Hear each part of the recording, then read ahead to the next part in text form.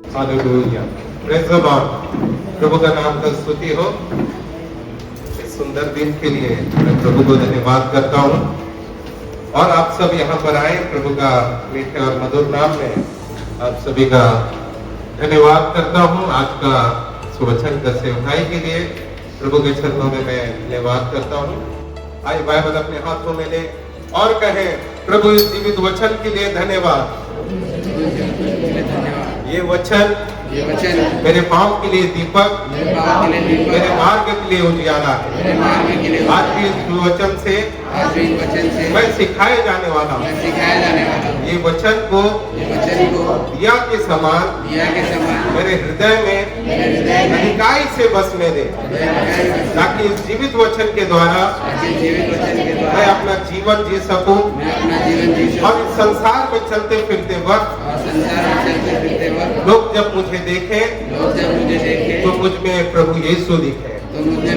ऐसी मुझ पर दया कर, क्योंकि यद्यपि हम शरीर में चलते फिरते हैं तो भी शरीर के अनुसार नहीं लड़ते, क्योंकि हमारी लड़ाई के हथियार शारीरिक नहीं और गढ़ों को उठा देने के लिए परमेश्वर के द्वारा सामर्थ्य है। इसलिए हम कल्पनाओं को और हर कुछ बात को जो परमेश्वर के पहचान के विरुद्ध में उठती है खंडन करते हैं और उसी का आज्ञाकारी बना देते हैं। आमीन। आइए अपने स्थान पर बैठ जाएं। हमारे बीच में प्रभु के दास दिल्ली से आए हुए हैं। आप सभी जानते हैं प्रति वर्ष हमारे पास यहाँ पर परीक्षा में आते हैं, लेकिन 2 साल बीच में गैप हो गया है, तो 2 साल के बाद हमारे बीच में वापस आए हैं प्रभु का दास, महान प्रभु का दास, महान प्रभु उनका दास। हाँ, कॉमर्स चाहिए। महान प्रभु है, उनका दास हमारे बीच में है। तो आइए हम पास्टर टॉमी जोस का ताली बजाकर स्वागत करें। हालेलुया। एक बार प्रार्थना के साथ शुरू करते हैं। पिता, ये पुस्तक तूने लिख दिया है और ये लोग जो बैठे हैं तेरा है, तेरे पुत्र के लहू का कीमत है।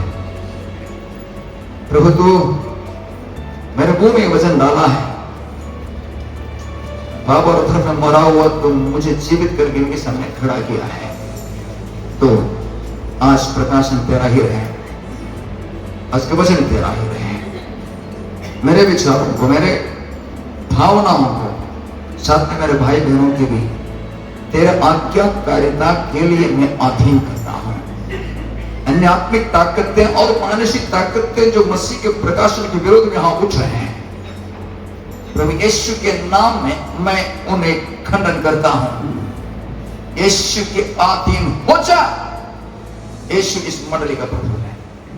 सर आदर और महिमा पिता तुझे मिले यीशु के नाम में, आमीन। हाँ, 10 कुंवारियों के बारे में हमने पढ़ चुका है। आज हमने फिर से पढ़ा है, आप जानते हैं। तो मैं उस विषय में ज्यादा न जा करके उस 10 कुंवारियों का एक अवलोकन करना चाहते, एक इवैल्यूएशन करना चाहते, एक मूल्यांकन करना चाहता हूं। इन 10 कुंवारियों में 5 विशेषताएं हैं जो समान है। They were equal, they were identical in 5 qualities. पहला था, ये 10 कुंवारी नया जन्म पाए हुए चर्च में जाने वाले विश्वासी थे। मैं आज के संदर्भ से थोड़ा मिला करके कहना चाहता हूं। पौलुस दूसरी कुरिन्थियों 11:2 में, मैं ये थोड़ा जल्दी पढ़ लेता हूं, बाकी मैं स्क्रिप्चर्स आएंगे अमेरिका के पढ़ेंगे। 2 कोरिन्थियंस 11:2 कहता है, क्योंकि मैं तुम्हारे विषय में ईश्वरीय धुन लगाए रखता हूं, इसलिए कि मैंने एक ही पुरुष से तुम्हारी बात लगाए हैं कि तुम्हें पवित्र कुंवारी के समान मसीह को सौंप। कलीसिया के बारे में कह रहे हैं और उस कलीसिया को मसीह के साथ एंगेज किया था, एंगेजमेंट कर दिया था कुंवारी के समान। So virgin means the church. कुंवारी कलीसिया को दर्शाते हैं। 10 के 10 कुंवारी हैं, नए दिन पाए विश्वासी हैं। और ये 10 के 10 दूल्हे की इंतजार भी कर रहे थे। एक ही दर्शन था,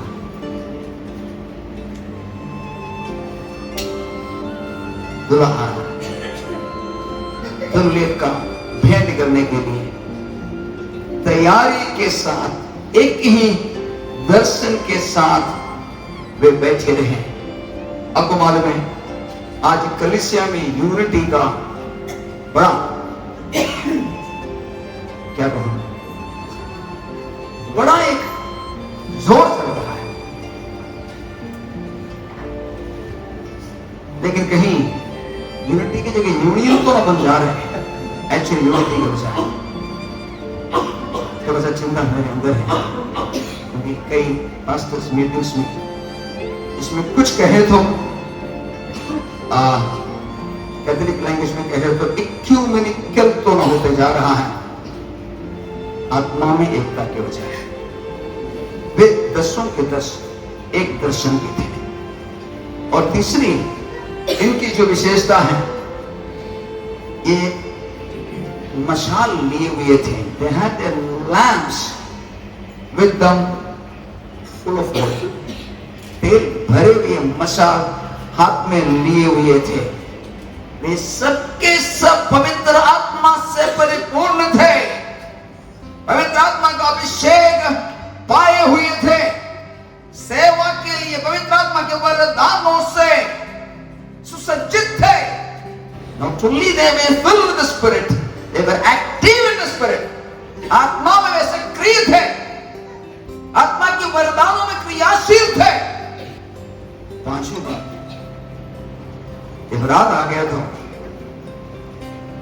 यानी कि बुद्धिमान पान जागे रह गए, मूर्ख सो गए। 10 के 10 सो गए। 10 के ऊपर प्रलोभन आए, सताव आए, आत्मिक जीवन में रुकावटें आए। इन 5 बातों में ये 10 के 10 बराबर थे। फिर भी उनमें से कौन, उनमें से क्यों 5 बुद्धिमान और 5 मूर्ख का बंटवारा हुआ? इतने बातों में वे एक है। मेरे कलेजाओं में भी इसी तरह एक बहुत बड़ी एकता दिखाई देगी। शमूएल नबी भी उस एकता के बीच में विभाजन नहीं कर पाया, डिजाइन नहीं कर पाया।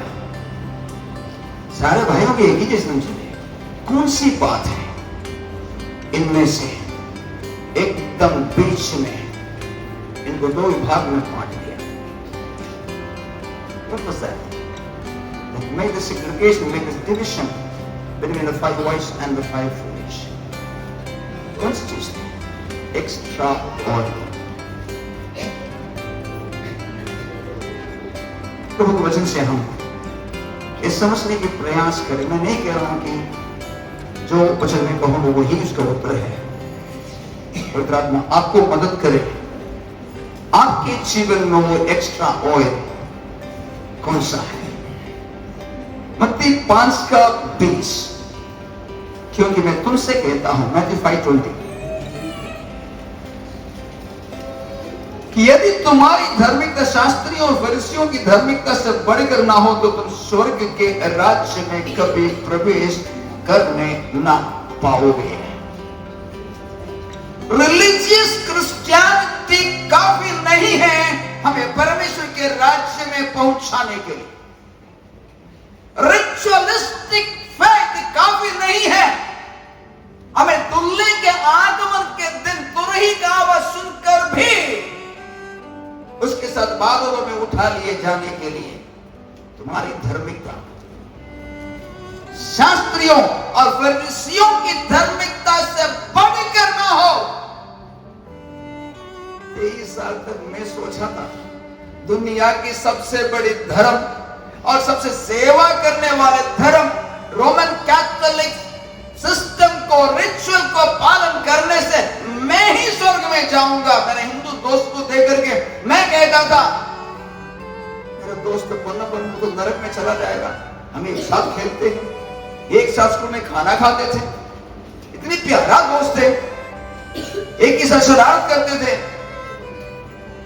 और मेरे मन में दुख था क्योंकि मैं रोमन कैथोलिक परिवार से हूं। पोप का डायरेक्ट आशीष मेरे ऊपर है और ये नरक में जाएगा। लेकिन मेरे 12वीं के बाद जब मेरी जिंदगी में मैंने देखा जो मैं चाह रहा हूं वो नहीं कर पा रहा, जो नहीं चाह रहा वही कर रहा हूं, मुझे लगा मैं भी पनपन के लिए मिल जाऊंगा। ये एहसास की क्रिश्चियन रिलीजन मुझे परमेश्वर से मिला नहीं सकता है, मेरी धार्मिकता काफी नहीं है। My whole life collapsed. दर्शन छोड़ दिया। नॉर्थ इंडियन मिशनरी बनने का 9 साल की उम्र में जो दर्शन देखा वो सारे दफन हो गए। प्रभु की स्तुति हो। 23 साल की उम्र में मुंबई में प्रभु ने मुझे जीवित किया, वो दर्शन से जीवित किया। Almost 36 years, I'm still alive. 1 Corinthians 9:24-27, पहले कुरिन्थियों 9 उसके 24 से 27। क्या तुम नहीं जानते कि दौड़ में तो दौड़ते सभी हैं, पर विराम एक ही ले जाता है, तो वैसे ही दौड़ो कि जीतो। मैं आगे आपके लिए आपको पढ़ने के लिए छोड़ देता हूं। जीतने के लिए दौड़ो, दौड़ने के लिए मैं दौड़, सब दौड़ रहे हैं। एनुअल मैराथन हो रहे हैं, मराइन ड्राइव से वहां तक है। चलो मैं भी दौड़ लेता हूं, मीडिया में आ जाएगा, या मैं भी दौड़ लेता हूं, अच्छा लगता है ना। हम आप बाहर में सुसमाचार सुनाए, सुनने वाले अक्सर कहेंगे आपकी बातें सुनकर के बहुत सुकून मिलता है, अच्छा लगता है। उससे बढ़कर एक जीतने की इरादा, सामान्य धार्मिकता से बढ़कर, रिलीजियस धार्मिकता से बढ़कर धार्मिकता के लिए हो एक प्यास आज हमें हो कि हम वो प्रकाशन को पाए जो इन अंतिम दिनों में प्रभु कलीसिया के भीतर उन चुने हुओं के अंदर डालना चाहता है। मेरी निवेदन आपसे है, वो अंडे की छिलके के अंदर की सुरक्षा को त्याग दो। वो छिलका तो फूटने का है, वो छिलके के अंदर जीवन बंद है। पवित्र आत्मा की सेक लगने से वो अंदर की जान विकसित होकर वो छिलके को फोड़कर बाहर आने को है। I do believe जो भूखे हैं उनके अंदर से वो जीवन का तत्पराहट हो रहा है। आज और थोड़ा तेज हो जाए तो घबराना मत, छिलका फूटना है। जब तक गेहूं की दाना जमीन पर पड़कर मरता नहीं वो अकेला रहता है, पर जब मरता है वो बहुत धर्माता है। माफ कीजिएगा, जीवन की और आशीष की कामना आपके ऊपर बहुत लोग किए होंगे। यदि मैं आपके जीवन में एक तोड़ फोड़ की या कहें वो गेहूं की दाने की मरने की भविष्यवाणी करूं, आप वचन जानने वाले मेरे से सहमत होंगे और इस प्रार्थना में आमीन कहेंगे। मेरा आशा है यही मानसिकता के साथ वो एक्स्ट्रा ऑयल के लिए हम ढूंढे, वो अतिरिक्त तेल, मशाल में जो तेल था उससे आगे कुप्पी का तेल। मेरी जिंदगी को मैं मसाल समझता हूं। मेरे शरीर को मैं मिसाल समझा, पवित्र आत्मा की वरदान मुझे रोज दिया जाता है कि मैं सेवा करूं, लेकिन आधी रात के समय दुल्ला आने के तुरंत पहले की उस चुनौतीपूर्ण समय मेरा दिया जले रहने के लिए या जलते रहने के लिए मुझे एक्स्ट्रा ऑयल की, अतिरिक्त तेल की जरूरत है। इस एक्स्ट्रा ऑयल प्रभु ने मुझे 4 बातें दिखाए क्या हो सकता है। इसमें पहले कहा, मैं फिर से कह रहा हूं, मेरा 4 पॉइंट फाइनल पॉइंट नहीं है, तो उसमें और बड़ा करके प्रभु आपको देंगे, लेकिन आपके जीवन के साथ आप उसको कस्टमाइज कीजिए, पर्सनलाइज कीजिए, ताकि आपके जीवन में कहां पर वो तेल की आवश्यकता पवित्र आत्मा आपको बता सके। दानियल 11 उसके 32 वो एक्स्ट्रा ऑयल क्या है, उसके पहले पॉइंट पे हम हैं। दानियल 11:32, जो लोग दुष्ट होकर उस वाचा को तोड़ेंगे उनको वो चिकनी चुपड़ी बातें कहकर भक्तहीन कर देगा, परंतु जो लोग अपने परमेश्वर का ज्ञान रखेंगे। अब की जगह मैं थोड़ा सा करेक्ट करना चाहता हूं, ट्रांसलेशन की थोड़ी सी वीकनेस है, वहां पे एक्चुअल ट्रांसलेशन कहता है जो लोग अपने परमेश्वर को जानेंगे वे हियाव बांध कर बड़े काम करेंगे। दोस्तों, नो देयर लॉ, परमेश्वर का ज्ञान का मतलब होता है दोस्तों नो अबाउट देयर लॉ, परमेश्वर के बारे में जानने वाले नहीं, जो परमेश्वर को जानते हैं। मोदी के बारे में हम सब जानते हैं, पर मोदी को जानते हैं नहीं जानते। अनिल के बारे में नहीं, मैं अनिल को जानता हूं, कल भी इसके साथ मेरे पूरा 10-12 घंटा साथ में था, हर हफ्ते बात करते हैं। We know quite a lot about each other, एक दूसरे के बारे में बहुत कुछ जानते हैं। जो अपने परमेश्वर को जानते हैं, अपने आप से पूछें, अब परमेश्वर के बारे में जानता है वो यहोवा राफा चंगाई करने वाला है, यहोवा शालोम है शांति देने वाला है, और बहुत कुछ आप उसके बारे में जानते हैं। पर you know him personally, अब अपने जीवन में व्यक्तिगत रूप से उस परमेश्वर को जाना है। थोमा के साथ जो हमारे देश के लिए प्रेरित है, क्या आप कहा मेरा प्रभु मेरा परमेश्वर, या पतरस के साथ प्रभु हम तुझे छोड़कर कहां जाए? क्या आप प्रभु यीशु के साथ एक पर्सनल लव रिलेशनशिप में, एक व्यक्तिगत प्रेम संबंध में जुड़ा गया है? You know him? तो आपके कुप्पी में तेल है। हमारे चर्च का मेरा एक मित्र जो 15 साल से मेरे कलीसिया के मेंबर है, मैंने उसको बपतिस्मा दिया है, उसकी बेटी हमारी यूथ लीडर है। एक दिन उसके परिवार में थोड़ा सा क्लेश हुआ, पति पत्नी में थोड़ा अनबन हुआ, हमने थाली को थोड़ा काउंसलिंग किया, थोड़ा सा लगा कि भाई साहब को थोड़ा समझाने की जरूरत है, लेकिन भाई साहब ने एकदम टूट पड़ा है और मुझसे सवाल किया, तुमने मेरा धर्म परिवर्तन क्यों किया? इतना प्यारा भाई, घर की रोटी की टुकड़ा मेरे लिए बांटता है हर रोज। घर में जिस दिन चिकन लेते हैं हम दोनों को फोन करके हमें बुलाकर बिठा के खिलाता है, लेकिन उस दिन 15 साल के बाद मुझे प्रकाशन मिला, ये प्रभु को नहीं जाना है। अपने विश्वास को खोले, कसौटी में खस के देखे, तो I know Jesus in my personal life, मेरे व्यक्तिगत जीवन में मैं प्रभु को जाना कि नहीं।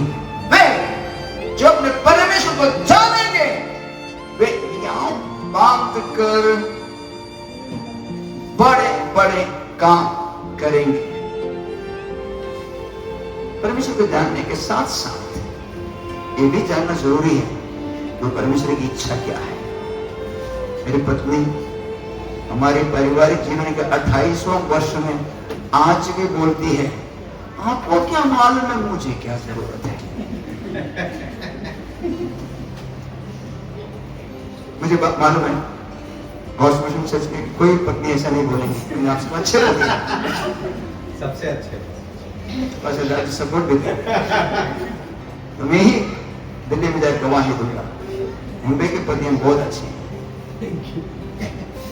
28वां साल में मैं सच कह रहा हूं, मैं मिर्जी को भी कई बार कह देता हूं, मैं आपको 10 से 12% शायद जाना हो, अभी भी 88% बाकी है। परमेश्वर की इच्छा को जो जानता है, हम रोमियो की 12 उसके 1 और 2 पढ़ेंगे, रोमन्स 12:1-2। इसलिए है भाई, मैं तुमसे परमेश्वर की दया स्मरण दिलाकर विनती करता हूँ कि अपने शरीर को जीवित और पवित्र और परमेश्वर को भाता हुआ बलिदान करके चढ़ा, यही तुम्हारी आत्मिक सेवा है। इस संसार के सदृश्य न बनो, परंतु तुम्हारे मन में नए हो जाने से तुम्हारा चाल चलन भी बदल जाएगा, जिससे तुम परमेश्वर की भली और भावती और सिद्ध और इच्छा अनुभव से मालूम करते रहो। अनुभव से मालूम करते रहो। परमेश्वर की इच्छा हम शब्दों से मालूम कर सकता है, जो बाइबल में लिखा है, या विचार सुनने से मालूम कर सकता है, पर एक अगला स्तर का एक ज्ञान है परमेश्वर की इच्छा का, वो है अनुभव से मालूम करना। इसलिए हिंदी ट्रांसलेशन बहुत अच्छा मुझे लगता है। इंग्लिश में एक अलग किस्म लिखा है कि you may prove the perfect will of God, अपने जीवन में प्रमाणित करो। एक है मैं ज्ञान से परमेश्वर की इच्छा को जानता हूं, मुझे सिखाने से, पढ़ने से, सुनने से मैं परमेश्वर की इच्छा को समझता हूं। यीशु मसीह मेरे पापों के लिए मरा, सुन करके मैं जान जाता हूं मुझे मन फिराना है, मैं पापी हूं। लेकिन there is a second level of experiencing God's will, परमेश्वर की इच्छा को अनुभव से मालूम करने का एक अलग स्तर है। उस विषय में एक्सप्लेन करना मुश्किल है, क्योंकि दूध की मिठास कितना भी मैं बता दूं आपको तो समझ में आएगा जब तक आप उसे ना पिए। तो मैं इतना कहकर मैं आगे बढ़ना चाहता हूं, आपके हृदय में एक भूख रहे, वो एक गाना है, मोर लॉन्ग मोर पावर, और क्या और चाहता हूं मैं। इसमें एक दो सौ में एक गीत ऐसा है, the greatest thing in my life, all my life is knowing you, फिर कहते हैं लविंग यू, फिर सर्विंग यू। वो एक प्यास आज बलरात्मा आपके अंदर बढ़ाने दे। आज तक आप आत्मिक जीवन में जो कुछ हो, आज तक आप प्रभु की इच्छा कितना तक जाना हो। pastor राजू पूछेंगे आप सब खुश हो? कभी कभी हिम्मत करे ना जी, मैं पूरा खुश नहीं, मैं पूरा संतुष्ट नहीं हूं। I am not satisfied with the knowledge of God. परमेश्वर की ज्ञान से मैं संतुष्ट नहीं हूं। परमेश्वर के पीछे चलने की मेरी स्थिरता में इससे मैं संतुष्ट नहीं हूं। कलीसिया में आकर के हर समय हंसते हुए, खिलते हुए चेहरा ना दिखाना पाप नहीं है। आपका गुरु भी गेत्सेमनी वाटिका में हंस रहा था, क्या करते हैं? मेरा जी व्याकुल है। तो आप बोलेंगे तो उस पर चढ़ने जा रहे थे इसलिए व्याकुल था ना जी। यूहन्ना 12 में चले जाए, वहां भी कहते हैं मेरा जी व्याकुल है। हेस्केल में चले जाएंगे, प्रभु बोलता है ऐसे मनुष्यों को ढूंढो जो चर्च में आकर हंसते नाचते आराधना करते हैं। ऐसे क्या लिखा है? जो मेरे लोगों के बीच में वो तो पाप के विषय में करार है, दूसरे के हताहत लोगों के बारे में सांसें भरकर कराहते हुए रह रहे, ऐसे लोगों पर निशाना लगाओ। उसके बाद कुल्हाड़ी भेज देकर के बोला जाओ काटो किसको। इनके ऊपर निशाना नहीं है, जो करा नहीं रहे। 21वीं सदी में ऐसे प्रचार करना ठीक नहीं है। तो सब ऐसे सोच रहे होंगे यार मैंने गलत भर दिया तुम्हारे, कोई बात नहीं सर, मैं एक ही बात बताएंगे।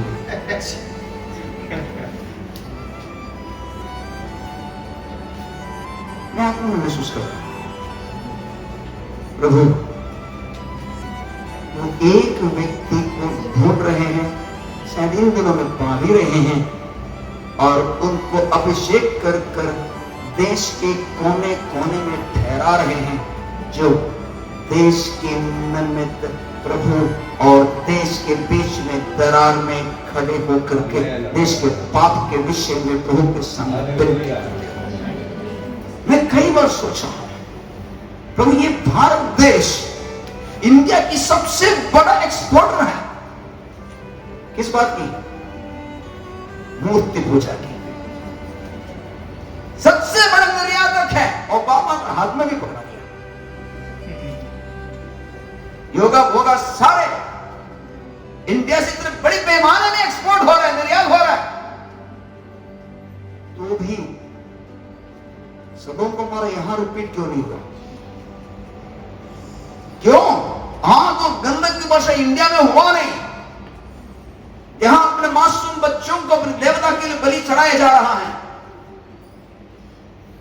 कल की वीडियो है, 2 बेटी पैदा की बहू ने, सासू मां और एक औरत ने खुलेआम, कौन सा स्टेट में यूपी में, सड़क में उनको ऐसे मार मार के उसको छल्ली कर डाला। वीडियो देखते हुए लोग मजे में रहे। इस देश के ऊपर क्यों आग और गंधक की वर्षा नहीं हुआ? अलग अलग कोने में कोई ना कोई फाइट करके भर कर या मूसा की तरह प्रभु के सामने पड़ करके बोल रहे, प्रभु तो दया और करुणा रखने वाला परमेश्वर है। या जमीन और आसमान के बीच में क्रूस पर लटक कर कोई विनती कर रहे, पिता ये नहीं जानते क्या कर रहे, इनको क्षमा करना, इसलिए भारत नाश नहीं हुआ। यिर्मयाह के साथ मैं कहना चाहता हूं, उसकी करुणा है, मेरा भारत नाश नहीं हुआ। उस करुणा को जानने वाले कोई न कोई बीच में है, एक्स्ट्रा ऑयल लेकर उस दरार में खड़े हैं, इसलिए आप और मैं और हमारा देश नाश नहीं हुआ। परमेश्वर की इच्छा को अनुभव करने के लिए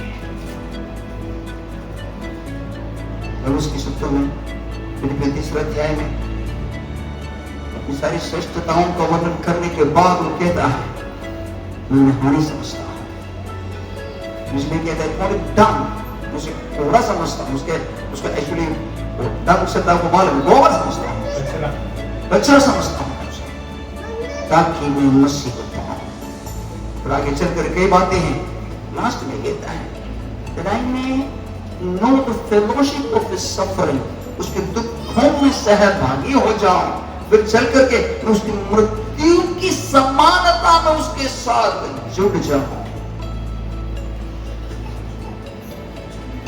अग्रिप्पा के साथ कहने के लिए कभी मन में आता है, इस समाचार के बारे में कहते कि तुम पागल कब हो गई, तुम मरना चाह रहे।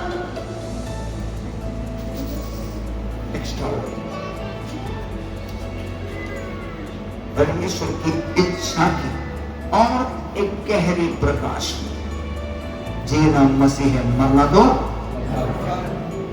बता ना करते हैं।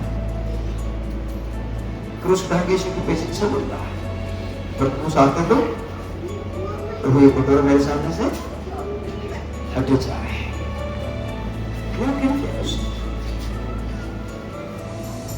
मसीह के क्रूस के विषय में हम गाना गाते हैं, पर क्रूस आते तो हम कलवरी छोड़कर दूसरे पहाड़ में चले जाते हैं। कलवरी अच्छा नहीं है। एक प्रभु के दास ने कहा, the church has stopped at Gethsemane, sorry, at the upper room, ऊपरी खोटरी में कलीसिया रुक गया। वहां से गत्सेमनी तक और गत्सेमनी से पिलातुस के महल होकर के कलवरी तक की एक यात्रा बाकी है। भारत की कलीसिया चाहे ना चाहे, मोदी और योगी तो जरूर करेंगे।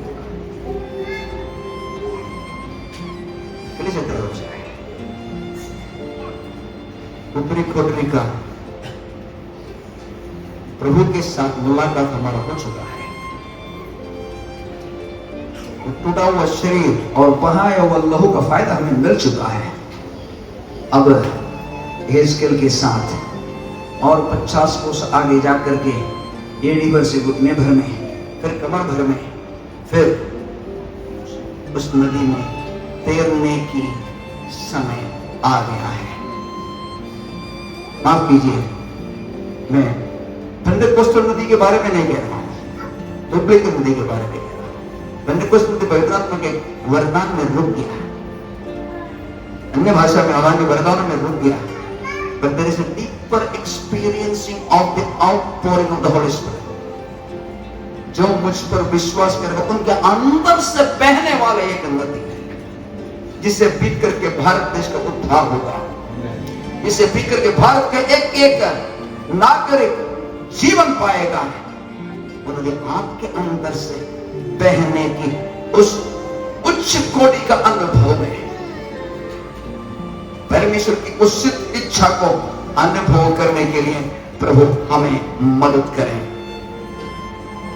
दूसरा, एक्स्ट्रा ऑयल, इब्रानियों 5 उसके 13 और 14, Hebrews 5:13 and 14। क्योंकि दूध पिलाने वाले बच्चे को तो अन्न के वचन की पहचान नहीं होती, क्योंकि वह बालक है, पर अन्न सयानों के लिए है, जिनको ज्ञानेंद्रियां अभ्यास करते करते भले बुरे के भेद करने में निपुण हो गई है। हालेलुया। दूध पीते हैं जब बच्चा पैदा होता है, लेकिन 8 महीना होता है, दूध पीता हुआ बच्चा मां को काटने लगता है, मां उसको पीटता है, लेकिन बच्चा कुछ बोलना चाह रहा है, बोलना आता तो नहीं पर बोलना चाह रहा है, मम्मी मेरे लिए दूध काफी नहीं है, मुझे रोटी चाहिए। पास्टर्स और एल्डर्स ध्यान से सुनिए, आपके चर्च के विश्वासी थोड़ा कुछ महीने के बाद जब आकर के आपसे बोलते हैं मुझे थोड़ा गाना गाना है, मुझे थोड़ा गवाही देना है, मुझे थोड़ा वचन से बोलना है, आप मत कहिए तो बच्चा उसके दाम नहीं करता है। दूध से उसके शरीर की, उसकी हड्डी की हड्डी हृष्टपुष्ट हो नहीं रहा है।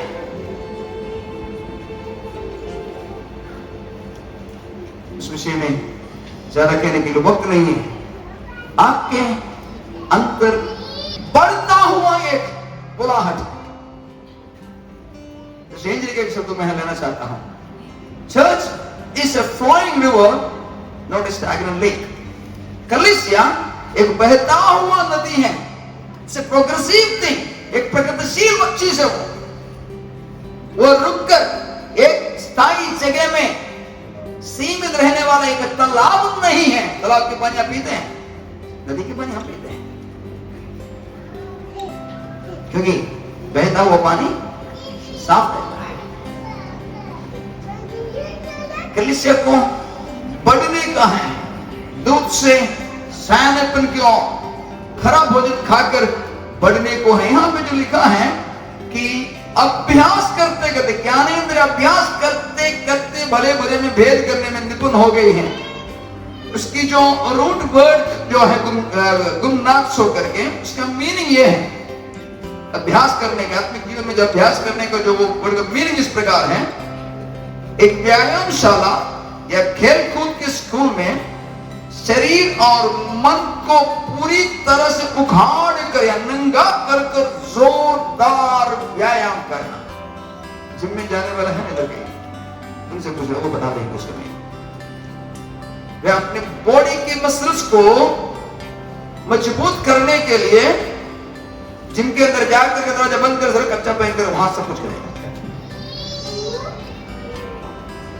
और अपने शरीर को वो वहां की जो जो भी जो गर्म वातावरण है उसके एक्सपोज करेंगे। अगर बॉक्सिंग करने वाला है अपने बॉडी को मार मार के, बोलो किसी शब्दों में मारता कूटता, उसको उसके लिए फिट कर देंगे। उसका दाढ़ी में मारेंगे तो लगेगा। हम तो स्पिरिचुअल लाइफ में तो ब्लेसिंग लेकर के चीर हो, क्या बोलते हैं, इतने आप कितना मोटे हो गए, हाँ भूखे चिकने हो गए।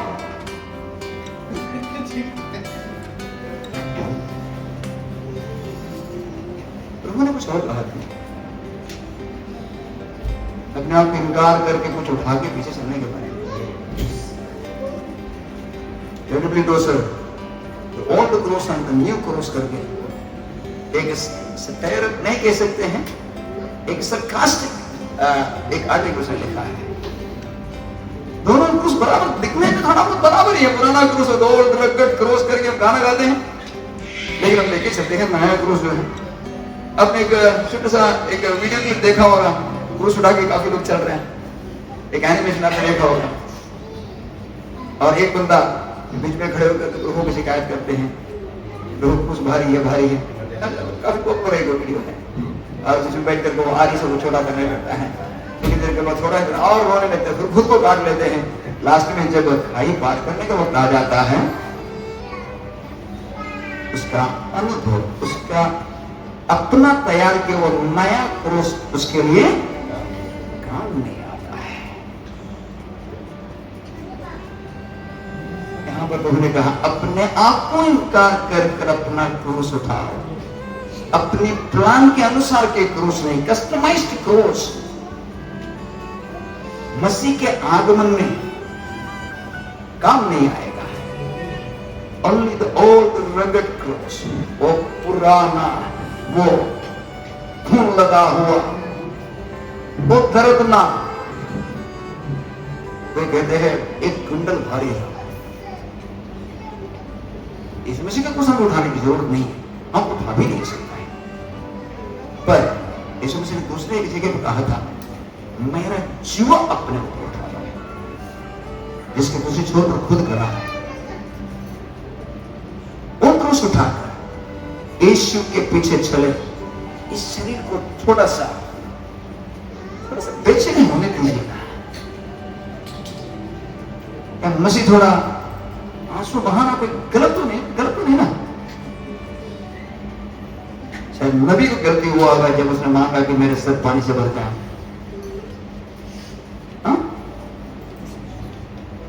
यीशु मसीह ज्यादा हंसते खेलते तो नहीं देख रहे। बेशक आजकल की कई प्रीचर्स यीशु मसीह को the richest man in his generation करके पसंद करता है।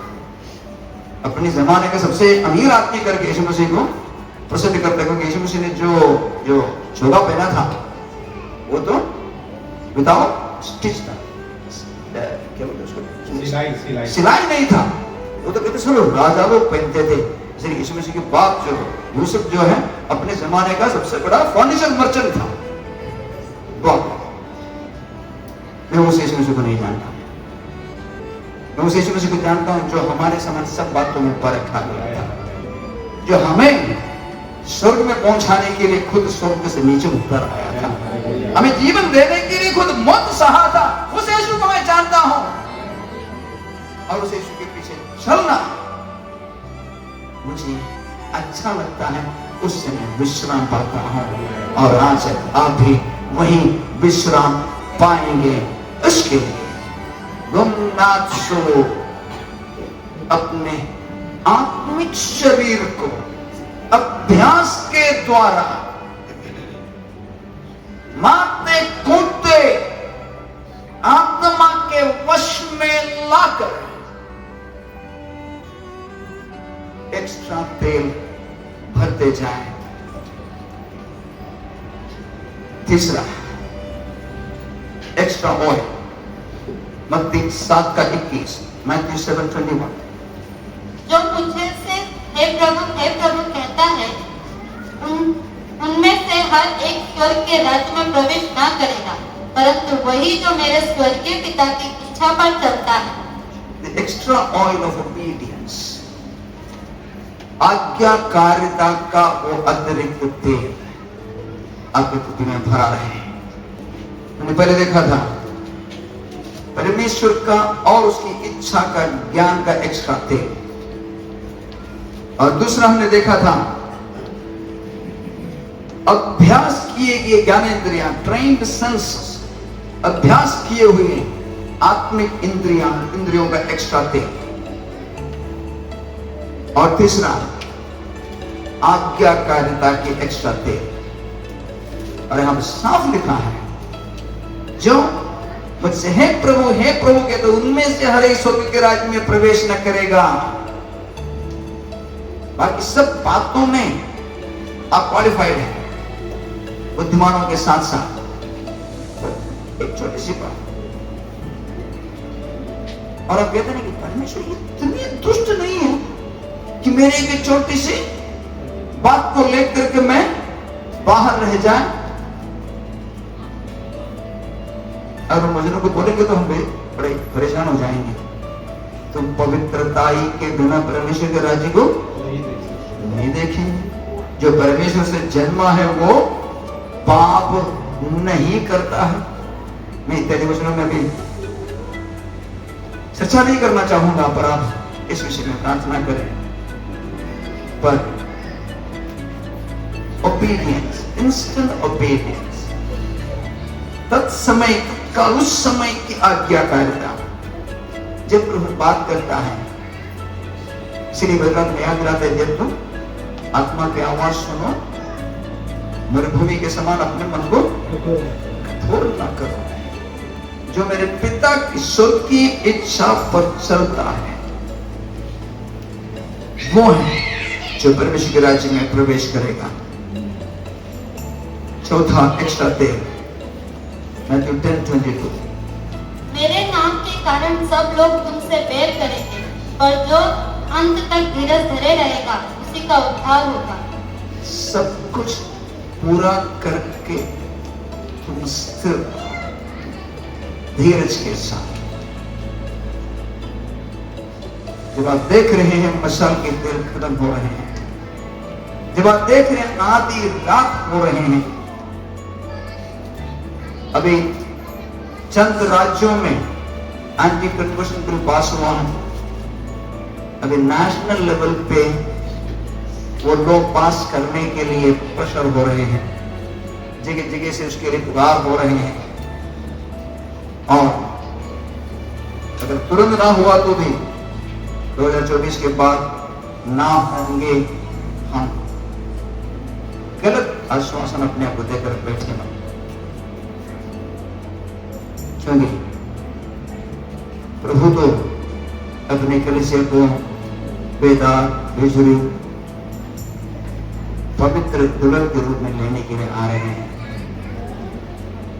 और मसीह की एकमात्र नींव पर जो रद्दा हम रखे हैं उसको पानी से धोकर लेने नहीं आ रहे। किससे परखेंगे? उसको वो आग से परखे जाएगा। तो आज वो वक्त है, अब भारत की कलीसिया के लिए वो समय है कि हम वो अग्नि परीक्षा, कहां अग्नि परीक्षा हो रही है इंडिया में? अग्नि परीक्षा तो हो रही नॉर्थ कोरिया में, अग्नि परीक्षा हो रही ईरान में, उन कंट्रीज में हो रहे हैं जहां पर मसीह की नाम लेना मौत से कम नहीं है। इंडिया में तो आप तो चौक पे खड़े होकर के समाचार सुना रहे हैं।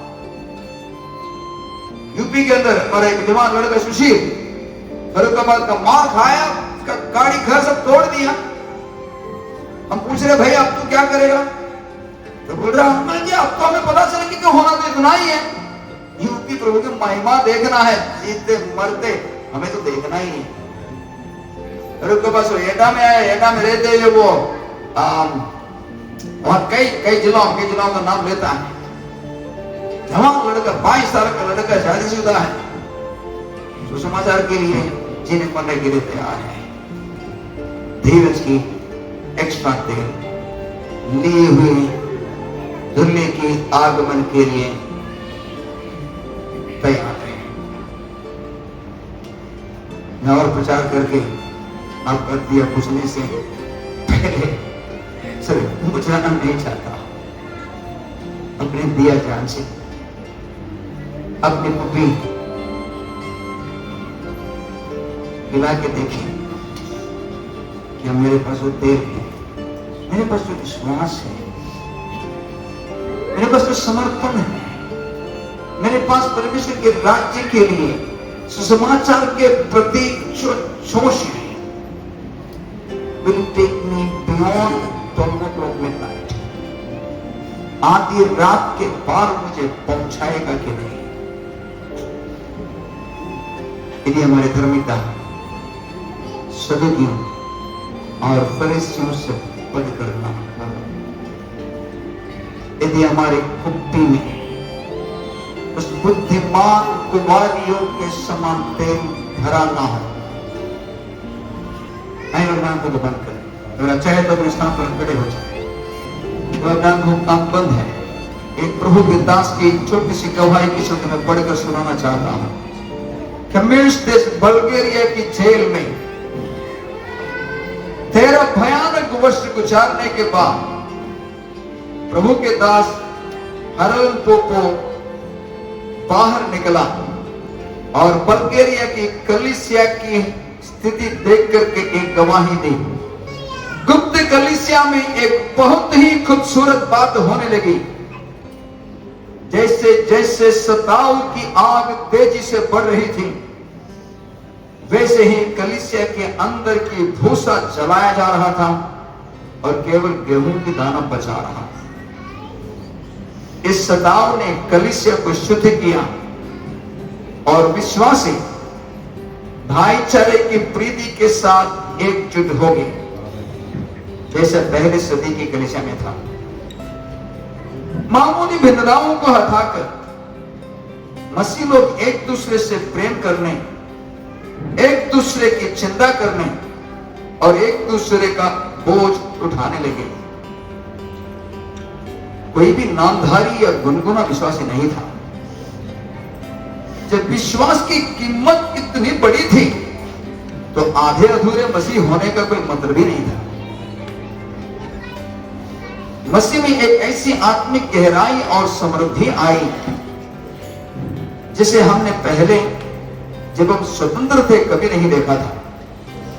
ऐसा लग रहा था जैसे प्रथम सदी की कलीसिया का आत्मा द्वितीय कलीसिया के विश्वासियों पर पूरी सुंदरता, परिपूर्णता और प्रेम के साथ उतरा है। हर एक पुरुष, स्त्री और जवान इस बात को सोचने पर मजबूर हो गए थे कि क्या मसीह की सेवा करने के कारण जो दुख रूपी कीमत चुकाना है वास्तव में लाभदायक है या नहीं। कम्युनिस्ट लोगों की सोच के विपरीत यह वास्तव में कलीसिया के लिए बहुत भली बात थी, क्योंकि कपटी और झूठे मसीहियों ने तो विश्वास त्याग दिया, लेकिन सच्चे मसीहियों को पता था कि मसीह उनके लिए कितना मायने रखता था और पहले से कहीं अधिक समर्पित हो गए। जब पता चला कि विश्वासी गुप्तों से मिल रहे थे तो कुछ को हमारे देश के निर्जन स्थानों में और कुछ को जेल में निर्वासित कर दिया गया। वहां उन्होंने परमेश्वर के वचन को फैलाना शुरू कर दिया जैसे वे अपने घर पर रहकर करते थे। ठीक उसी तरह जैसे पहले सदी की कलीसिया ने सताव के बावजूद भी परमेश्वर के वचन को दुनिया के विभिन्न कोनों में फैला दिया था।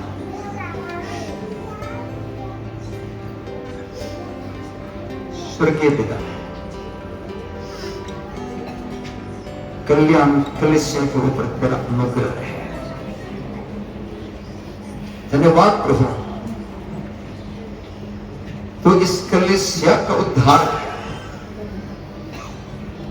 इनके पापों को एक ही क्षण में मिटाकर तो इन्हें घर में ठहराया। पिता, आज इस कलीसिया के ऊपर यह वर दे कि उस विश्वास की पहली सीढ़ी से ऊपर उठकर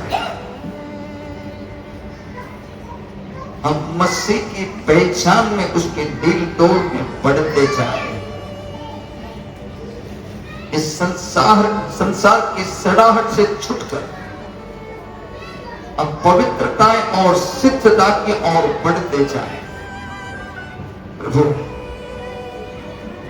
इसमें हमें एक सामान्य अभिषेक काफी नहीं है, इसमें हमें एक सामान्य धार्मिकता काफी नहीं है। पिता, हमें एक्स्ट्रा तेल की जरूरत है। पिता, आज इस कलीसिया के साथ मिलकर मैं प्रार्थना करता हूं, वो एक्स्ट्रा तेल जो आज हमें अपने आत्मिक जीवन और आचरण के द्वारा हासिल करने को है, पाने के लिए बुद्धि दे, साहस दे। तेरे हाथों में इस कलीसिया को समर्पण करते हैं।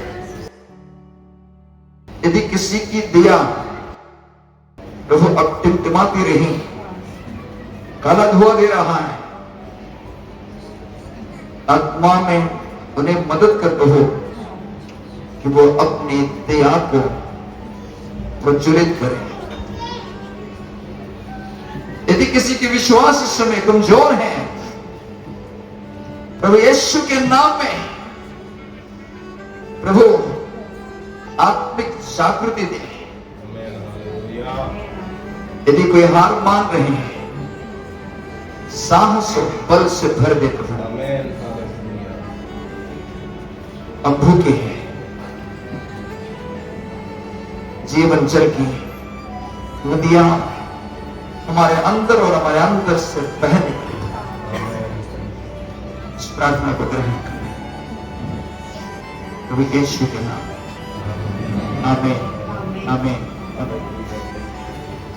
मैं नहीं पूछूंगा आप खुश है कि नहीं, क्योंकि मैंने आपको कुछ नहीं कहा। लेकिन यदि आप यहां से आत्मा में बेचैन होकर निकलेंगे, मैं विश्वास करता हूं मेरे संदेश का मकसद पूरा होगा। आपको आशीष दे। परमेश्वर का वचन हमारे जीवन के लिए और हमारे मार्ग के लिए दीपक और उजियाला, और ये तब तक हमें सहायता करते रहेंगे, उजियाला देते रहेंगे उन अंधेरे स्थानों पे, जब तक वो सवेरा ना हो जाए, पाँव ना फटे, तब तक परमेश्वर का वचन हमें उजियाला देते रहते हैं। आज भी ये वचन हमारे लिए एक आत्मिक भोजन, ठोस भोजन, और किस प्रकार हम प्रभु के लिए जागते रहे। 10 कुंवारी की दृष्टांत को हम सुन रहे थे, उनकी तैयारी को सुन रहे थे, उनके दर्शन को सुन रहे थे। सभी का एक ही दर्शन था, सबके पास मसाले थी और सभी जाग रहे थे, लेकिन सभी सो भी गए। उनके पास तेल की कमी थी। प्रियो, यह हमारे जीवन के लिए एक चेतावनी है, हमारे जीवन के लिए अपने आप को परखने के लिए एक समय है। और प्रभु से कहें, प्रभु मैं एक जलता हुआ दीप, मैं हूं इस दुनिया में। आपने कहा तुम जगत के नूर हो, ज्योति हो। आपने हमें कहा प्रभु आप जगत की ज्योति हैं, और आपने हमें कहा तुम उन अंधेरे स्थानों में चमको। Thank you Lord, hallelujah, thank you Jesus.